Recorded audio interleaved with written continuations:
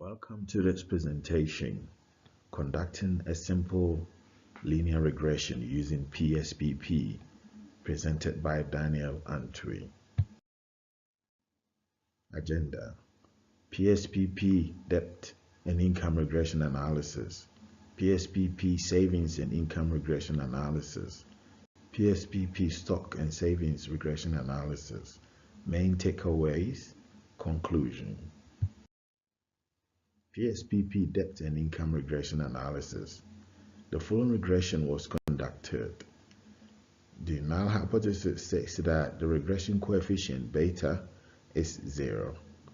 The alternative, the regression coefficient beta is not 0. A simple linear regression was conducted to determine whether observed debt could be predicted from income. No significant regression was found. As could be seen, the p-value is greater than alpha, and as a rejection rule states, if the p-value is less than alpha, we reject the null hypothesis. But here, the p-value is greater than alpha, which means that we refuse to reject the null hypothesis, and for that matter, debt could not be predicted from income.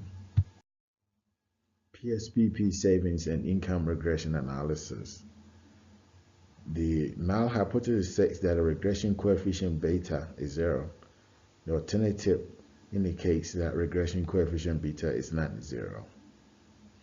A simple linear regression was conducted to determine whether observed savings could be predicted from income.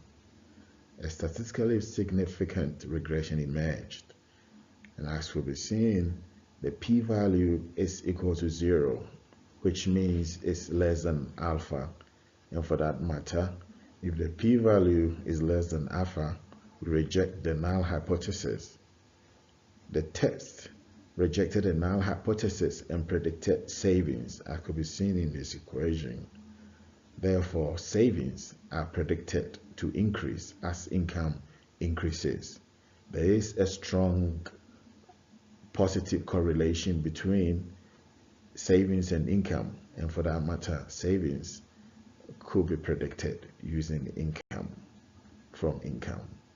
Further, the 95% confidence interval does not contain 0, hence leading support to the prediction.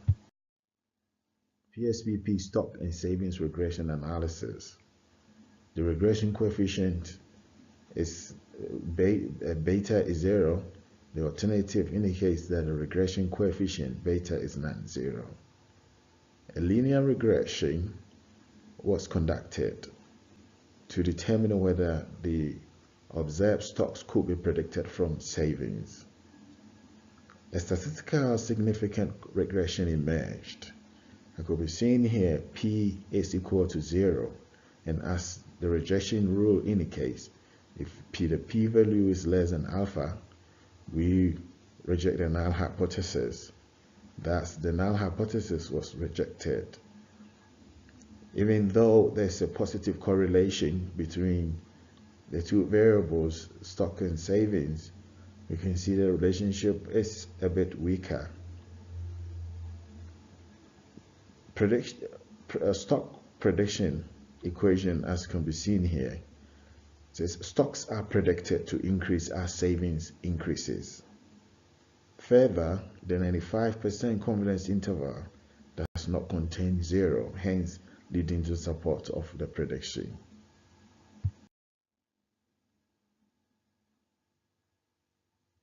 Main takeaways: PSPP can perform a linear regression.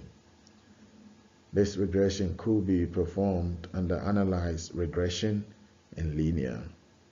It is important to obtain coefficient, confidence interval in the R.